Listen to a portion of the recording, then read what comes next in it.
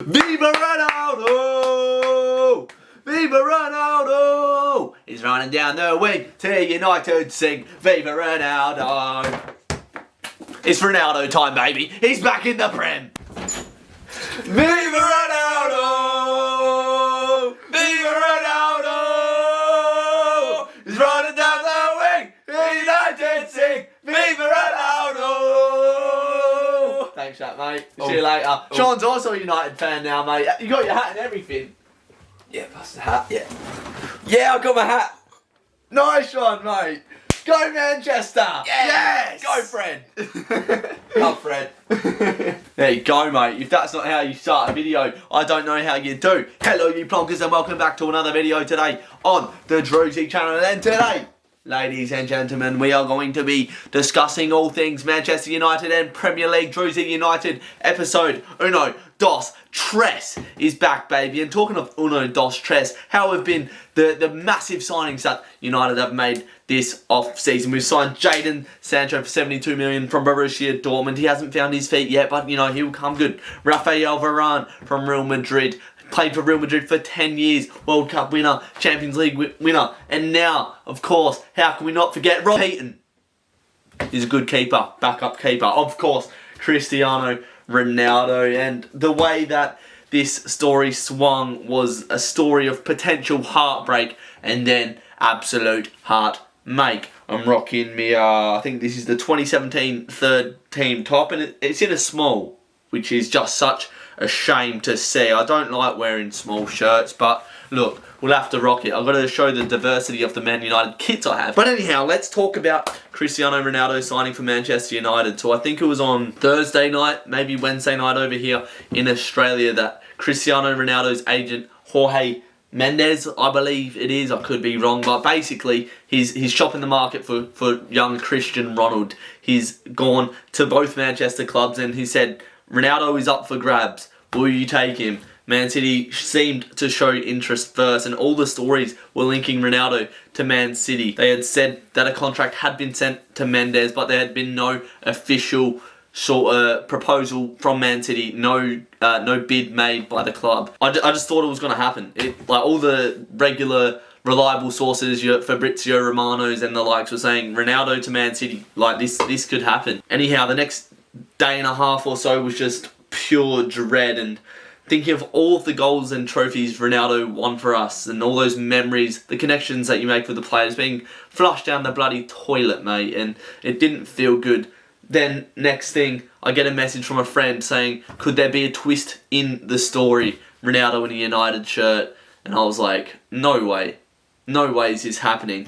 Go on Twitter, and it was absolutely buzzing. I can't remember social media popping off so much. And Manchester United have started to write out a contract for the signing of Cristiano Ronaldo. Ollie come out in the press and said that United's always here for him. Next thing you know, we've made a £13 million bid. That is an absolute pack of chips. When you consider that we've just sold Dan James to Leeds for £30 million, and we've just signed Cristiano Ronaldo, one of the best players of all time, if not the best player of all time, for £13 million. It was an absolute no-brainer. And this United squad is just starting to take a plump shape. I mean, in all my time of watching United, it's been quite frustrating. I started following United the season that David Moyes took over, so I've never seen us win the league. But in those years under Van Gaal and the start of the Mourinho era, we did sign Pogba and Zlatan then, but it's just been a bunch of Marouane Fellaini's, a bunch of Ashley Youngs, you know, Chris Smallings. There's not many of these players except for one who I'll get to in a moment, but Ronaldo, Cavani, Rashford, Sancho, Greenwood, Bruno, Pogba, Martial, if he can get into form. I really hope he does, because I really like Anthony Martial, but this side is starting to just look elite. Rafael Varane, how can I forget him? Maguire, Shoreham, Wan-Bissaka, De Gea in goal. He had a great game against Wolves, and we'll get onto that as well. But this side is just about ready to take on the league. We got a 1-0 win away at Wolves on the weekend, and Wolves dominated us, to be honest. That whole first half, we were under the pump. I titled the episode last week, FFS Fred, for sake Fred. You get the gist, and This was no different against Wolves. In the early stages of the game, he was giving up the ball, he was out of position, just overcommitting to tackles, which just left us prone to the counter-attack, and Wolves probably could have been 2-0 up in the first 20 minutes of the game, just off the back of Fred's poor play, and he is clearly the weak link in this United side. He's getting exposed week in,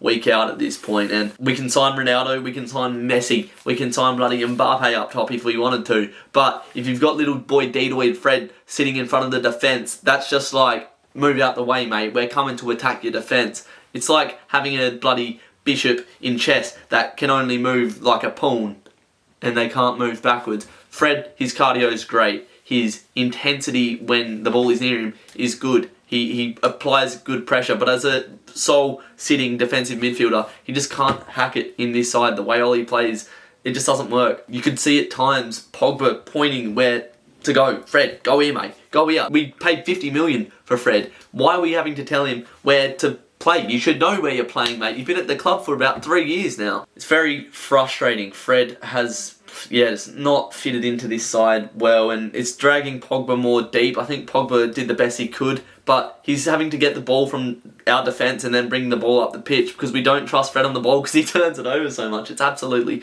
ridiculous. And yeah, Wolves play a very fast, high pressure attacking style of play. They're fun to watch. They've lost the first 3 games off their season 1-0, but they probably deserved to win all of them. Adama Traore was their main danger man, took on all of our players, even Arama Saka, who usually doesn't get beaten one-on-one. If you get close to Adama Traore, he'll just burn you for pace because he goes 0 to 100 real quick. And with Dan James gone, I'd love to see Adama Traore as a backup at United. He's an absolute beast. The Molyneux was loud. They were getting frustrated that the chances weren't going in. They had a massive chance from a corner. I think it was Connor Cody, pushes Varane down, gets ahead to it. It's saved. It might not have been Connor Cody. I don't know who it was. I can't really remember. But anyway, header, saved. And then second chance, he just has to put it in the back of the net. And De Gea with a claw out stops the ball going into the back of the net. This is the prime David De Gea that we know and love, that we saw on display at the Molyneux, and he is cementing his place. Dean Henderson, take a seat, mate. De Gea is here to stay. And then we finally got a breakthrough from a pretty controversial goal. There was a coming together, I believe, with Pogba and also Ruben Neves. Ruben Neves thought it was a foul. He got clipped, started running, and then decided to go down. So there wasn't too much contact in it, but probably would have nicked him a little bit. Varane gets the ball, feeds it out to Greenwood, and when you give Mason Greenwood a one-on-one opportunity with a defender, it is dangerous. He can shoot as well on either foot, couple step overs, creates a yard of space and just spanks it across the face of the goal. Nothing the keeper can do about it because he hits it so hard, so fast. It's always gone for that bottom corner as well, deflects off the keeper and goes in, and United pinch a lucky 1-0 win. Wasn't pretty at all, but we'll take it. We'll bloody take it. Good sides that win trophies. When they're not playing well, they still find a way to win. And that's what United did at the Molyneux against Wolves. I was laughing last week at how Arsenal were going up to the Emirates to face Man City in Manchester, and I wasn't let down by my predictions for that game. Man City getting the 5-0 win, and Arsenal just look all over the place. They're at the bottom, the rock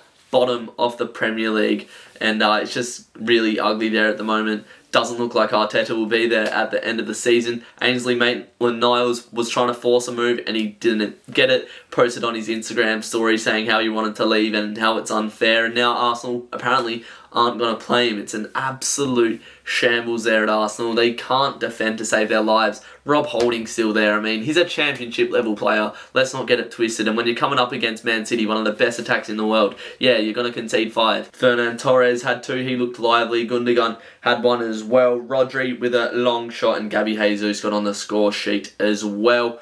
I mean, Man City doing what Man City do, just putting sides to the sword who can't defend, like Arsenal. It was 1-1 in the massive game between Liverpool and Chelsea, and I'm going to say I predicted this. I predicted a 0-0 draw, but Chelsea probably could have won this game if it wasn't for Reece James getting red carded for a handball on the goal line. By the rules, it is a red card because he stopped a goal, literally, with his hand, and he's not the goalkeeper, is he? He's a bloody right back. So I thought it was a bit harsh because it wasn't intentional, but the rules are the rules. And I was annoyed because Reece James, I've just substituted into my fantasy team, and he gets red carded. So cheers, Mate, that's really nice of you. And another game that I watched this weekend was West Ham United versus Crystal Palace, and West Ham looked good. They looked really good. That first goal that they scored, good bit of link-up play between Pablo Fornals and Michael Antonio.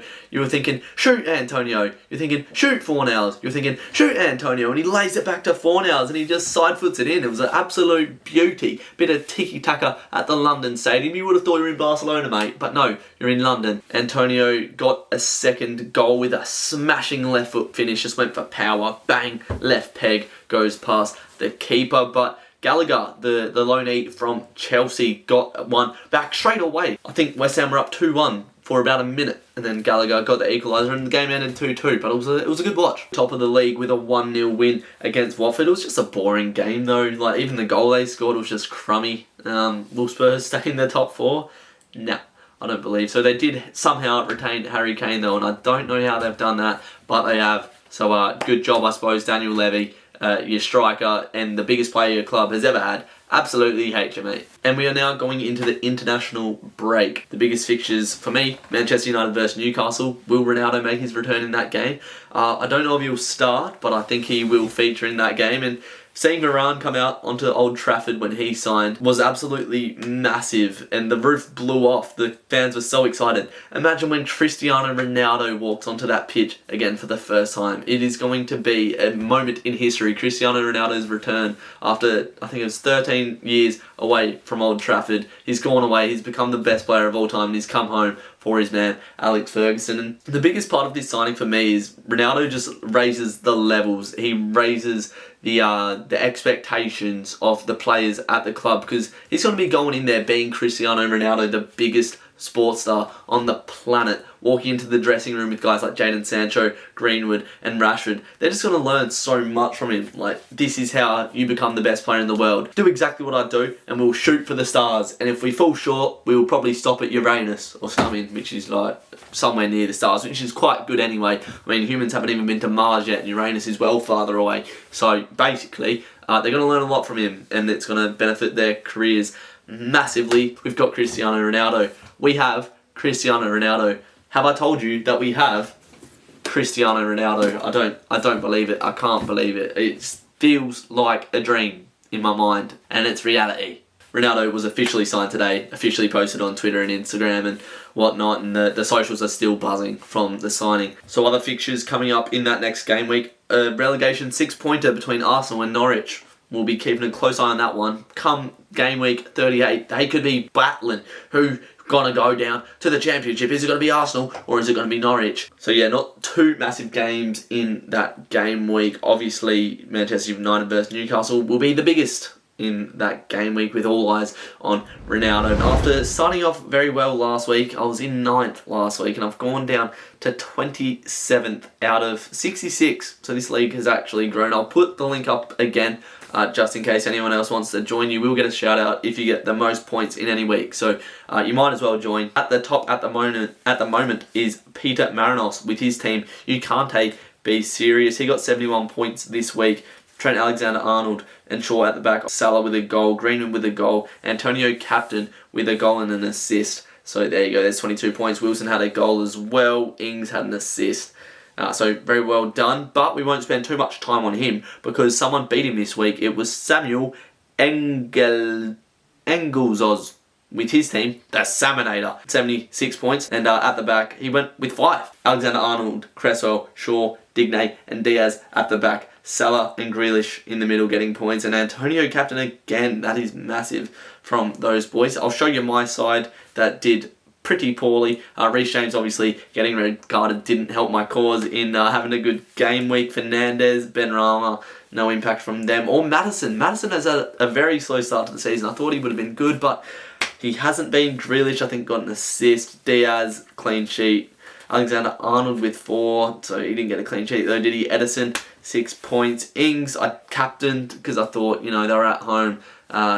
He could have popped up for a goal or two, but he didn't. He got an assist. Calvert-Lewin scored a pen, which is good to have a penalty taker in the side. And Alan St. Maximin, he got 6 points because he's bloody lively. But anyway, I'm going to wrap up the video there. Thank you guys for watching the video. Make sure you like the video because it supports the algorithm. If you're enjoying the Drewzy United content, make sure you drop a comment down below and subscribe if you haven't already. Let me know how your guys' fantasy is going. Let me know how your guys' teams are going. And I'll see you in the next video. Take care, you plonkers.